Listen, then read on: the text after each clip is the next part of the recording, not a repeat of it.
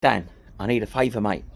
Run over something and it's punctured, I think, both tyres, and the steering doesn't seem to be working as it should do. All right, mate, no problem. Are you going to drop it down to us? Yeah, it's on its way on the recovery truck. Okay, mate, we'll have a look when he gets here. Have a look at this.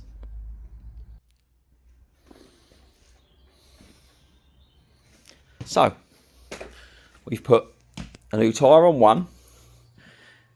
Didn't look too bad. I thought, no problem. Then we start to uncover the truth of it all. What the... Right, so that's this side. That's the crash bar. So yeah, so we're at 2 punches at the minute. I put a couple of tyres in. And then the steering, can you see down there? It's not attached. It snapped the steering rack off the subframe. So I ran over something, got 2 punctures. So I've put 2 new tyres in the back, swap the tyres over, have a look at the steering for me, and let me know today, yeah? If I can have it back later on today. Yesterday we tried to pull the chassis leg out so we could undo the subframe, take the steering rack off and that. So this is the video from the video that we did, so you can see what the damage was. And then we had a bit of fun yesterday, tying a strap around it and see how you get on with it. So I just want to add quickly that this van was going to be scrapped now. So we decided that we can see if we can try and pull it out the best we can and see if we can make good of this van. Otherwise it will be scrapped. So don't take offence in the repair techniques. We definitely weren't going to put it in the body shop in case we uncovered something worse later on down the line. So hope you enjoyed the video. Right, everyone. Shall we put that through? We are going to attempt to pull the leg out so we can undo the bolt, so we can get the cross member off and potentially get the subframe off. So it's going to go either way. We're going to slide into the wall. We're going to rip the mount out. We're going to get covered in coolant. Who knows what's going to happen? Let's see what we got. That's it. We're going to try and put it through the pin.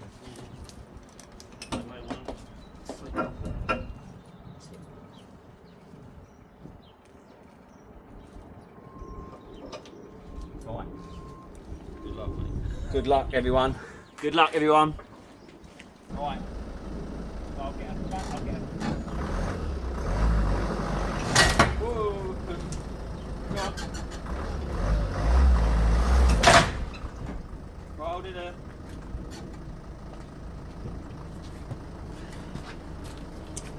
Now, did it even move? Yeah, got an hammer. What do you want? What sort of hammer? Medium weight. With... Well, that was the strap.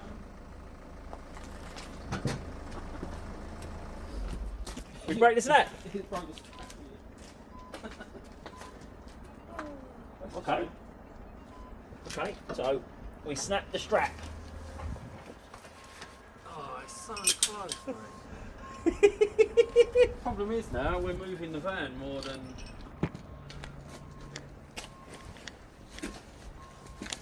So as you can see on here, that's already... Bloody hell. What a difference. Right, morning guys. We are in this morning for part 2 of the Mercedes Citan. This is the one that came into us for 2 punches. When we discovered underneath, it was all smashed in, clearly been damaged. So, as you can see, on the ramp, and we have got the parts. I'll quickly just show you what we've got so far. So, we have got a near side lower arm. We've got the crash bar and bolts. We have got a second-hand subframe, and we've also got the crash bars for the front. So, it was fun getting that in with no steering. So, we was on the skates. But what I'll do is we will get the time lapse going. I'm going to have fun with that, and I'm going to be cutting bolts out and doing all of that. So we'll get the time lapse going and we'll see how we get on with this one. Hopefully we can get it rolling. I've just disconnected the steering pinion, which was fun, especially as I get a bit of vertigo when I'm upside down, but needs must. So here we go, guys. Let's see how we get on, eh? All right. So we are just removing the wheels, and then we are positioning ourselves so we can cut that leg off so we can get to the bolt on that supporting panel. That didn't take as long as I thought it was going to take. So we managed to get the front stripped down. I managed to cut part of the crash bar bracket to be able to get the bolt out, which is what we needed because obviously we didn't get the new bolts with the old stuff. As you can see, we've got it stripped down quite a bit. Next thing to do is just to make sure while we're in this position, let's pressure test the cooling system to make sure we've definitely not got any cooling leaks before we move to the next phase. Let's do that. Pressure cooling the system, not that difficult to do. Good thing is we've got a set for that. I'll quickly show you what we got. So just a nice little set here, which comes with the vacuum, the pressure pump, lots of different adapters. I'm assuming it's probably going to be something like that. So let's have a look what we got. Oh yeah, there we go. Just make sure it seals all right. Yeah, and then all we're going to do is just attach the pump. Also doing this one-handed as usual. Not that easy to do. And then all we're going to do, we're going to pump it up, and then we're going to see if we've got any coolant leaks. So what we've done, we pumped it up to around 1 bar, give or take, and we're just going to see if we have any coolant leaks, because this would be the time to do it, because we have the front strip down. As you can see, what I was saying earlier, we managed to get that bolt out, so I'm well happy with that. So we are going to see now whether we've got any coolant leaks. So we now have the support holding the lower support bracket while we undo the subframe, and my lovely wife helped me get this one out. So unfortunately we have a leak, and it's not from the front, which is what I was expecting. Look along there, but no, it's not. Look, it is leaking from the rear. So not from the front, which is what we was expecting it to do, because bearing in mind it's had a front impact. We are now going to have to strip down, probably easier from the top, to see where we are leaking from. So never simple, is it? It's never simple. Right, taking 5 minutes. That has been a productive morning. We have managed to get the bolt out that was wedged underneath the crash bar. The subframe is now off. We've pressure tested the cooling system, and we have found a leak which looks like it's coming from the plastic thermostat housing. So we've just ordered that, but let me show you where we are so far. So as you can see, subframe is off. Crash bar current, well, I say lower support bracket is being supported as we speak. So we managed to cut this, so I managed to get the bolt out because we needed the bolt. Just need to straighten that leg a little bit more, but as you can see, subframe is off, steering rack is out. We are still dripping a bit of coolant, which is coming from the plastic thermostat housing. So as you can see, productive day. Second-hand steering rack, we've got the panel, we've got the crash bar, we've got another lower arm. That was the one I've just had to cut to get the bolt out, which we've now done. Managed to get a second-hand subframe and the crash bar. There's the old one there. Absolutely battered. Look at it. There you go. That's why we had no steering, Dan. She no attached. So, hope you're all having a great day. We'll show you a little something right there. Look at that, MR2, run and drive, co-part purchase. Course it runs and drives. I had to drag the bloody thing off the trailer. Have a blessed Sunday, guys. See you later. Right, so now the subframe is out. It's just a case of swapping most parts from one to the other, with a few extra parts like the new lower arm and bits and pieces we had to do on the passenger side. So it's just a case of swapping everything over, making sure everything lines up and it's not bent, and then we can go back to refitting the subframe.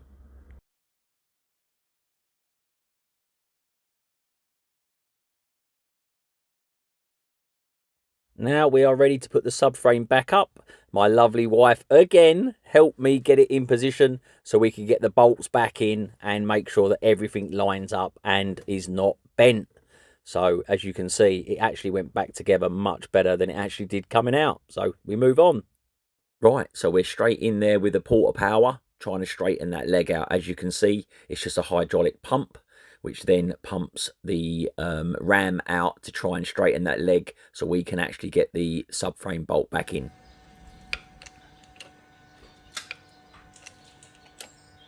Right, it's well under load now, man, so just have to take a little bit of pain.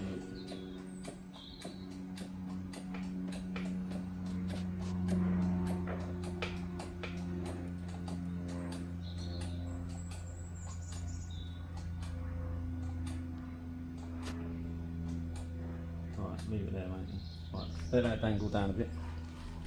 So now we are happy with the straightness of the leg and everything's lining up. We are now fitting the crash bar, and then we are going to make sure that the lower support bracket, crash bar, subframe section lines up, and we are happy with everything. But as you can see, just a quick check to make sure everything lines up, and it does, and we're happy with where we are. So just a case then of putting everything back together so it can now accept the support beam. As you can see from here, we're just supporting the radiator with a couple of bungee straps to enable us to get the lower support bracket off. So we've got the brand new second hand one going back on, and thankfully all the bolts lined up and we are ready to move on with fitting the rest of the stuff. Right, so that is the Mercedes van. Leg pulled out, support bracket put in, or crash bar, whatever you want to call it, all sorted. And it's just a case then of now putting it all back together. Right, everyone, this will be hopefully the final video on the Mercedes Citan. As you can see, I have just pulled it in. I'll show you what we've got going on, and then I'll show you, hopefully, as we go through what we did to get it all back together. So, as you can see, we have got the under trays, we have got the shroud support there, the shroud to go on. We've got a couple of second-hand wheel arch liners. We've got the grille, and then I've just noticed on the bumper that obviously where it was hit. So we've taken the fog light out, and we are going to heat this up. And the plan is to try and push this back and then put some plastic weld behind that, because at the end of the day, it's not color coded. It is just plastic, and we can just put some black to black on that, and that will look nice. So no need to replace that. Right, so all the aim is to heat up this section here and try and get this dent out, so we then can put some plastic weld across the back of here. So let's get it warm.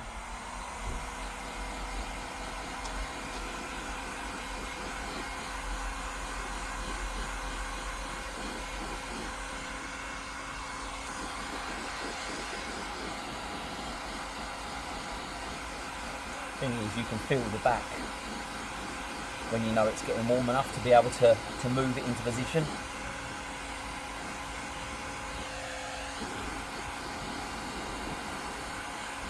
Starting to feel warm now.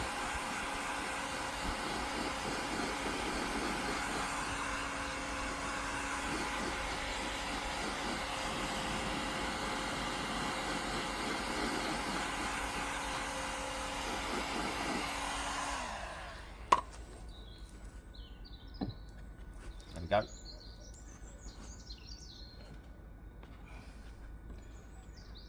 That's it.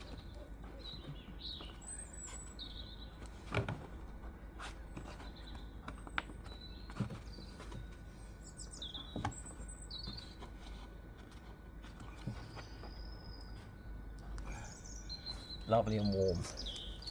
So have a quick look at this. You see that already? Look at that. So that's almost spot on. Tiny little bit here, which I'm going to heat up and try and get the rest of that last little bit out there. But That would take 30 seconds with a heat gun. So anyone can do it. And then what I do is we just stick a bit of plastic weld on the back, and then job's a good one. There we go. So basically all we're doing is plastic welding. Part of me thinks to myself I should have just used the staples, but it's quite enjoyable doing this.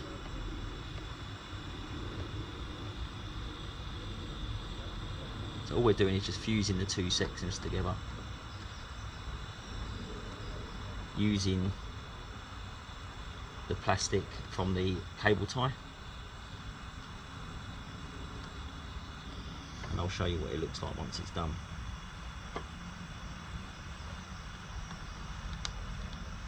So we have just plastic welded the bumper, just using a gas soldering iron and a screwdriver type tip and some cable ties, so it was nice and easy to do. I'll quickly show you what it looks like after we've welded it.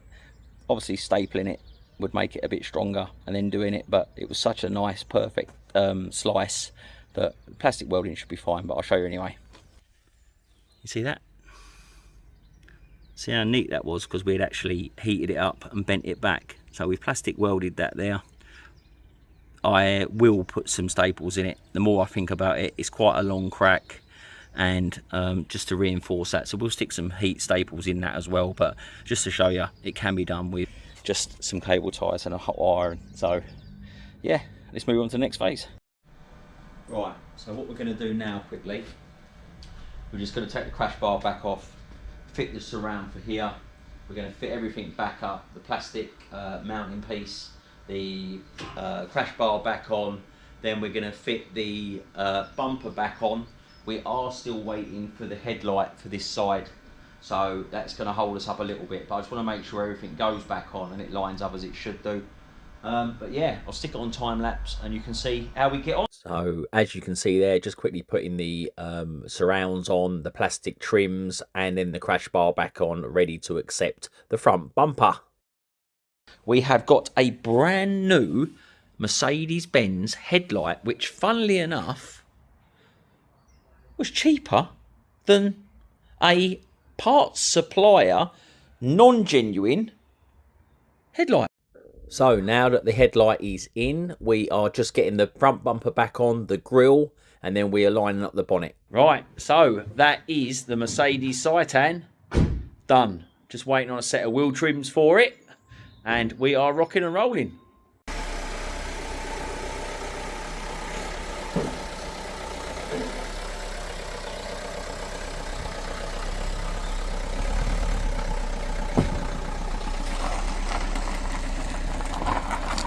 Well, that is the Mercedes Citan finished. As you can see, it has come up amazing. Let me show you. Have a look at that. In the grey, with the Mercedes headlight, with the repaired bumper. It has got a new set of wheel trims. We have done a brand new set of disc and pads, as you can see, brand new in there, because I wasn't happy with it, so we put brand new disc and pads on there. We've done the plastic thermostat housing as well, but look how smart that has come up. Absolutely lovely. So this is the 66 plate 1.5 DCI Mercedes stroke Renault Kangoo. This one is ULEZ, so it can go into London. It has got the side loading door, as you can see there. I do like it in the grey. It has got the roof bits for the roof bars. Couple of little marks, as you'd expect from a van, but nothing horrific. Every video on this van and everything we've done on this van is available for anybody to view it. You can see exactly what we've done for the repair. You can see exactly how we did things. So there is no hiding anything on this van. So what have we got? So it's got 84,000 miles.